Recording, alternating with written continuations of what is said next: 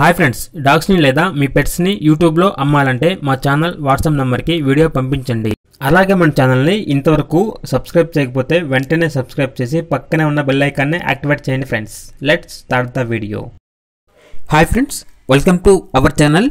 ఈరోజు మీకోసం good quality double bone German shepherd puppy అనేది అమ్మకానికి అయితే తీసుకురావడం జరిగింది. ఓన్లీ ఫీమేల్ పప్పీ అవైలబుల్ ఉంది.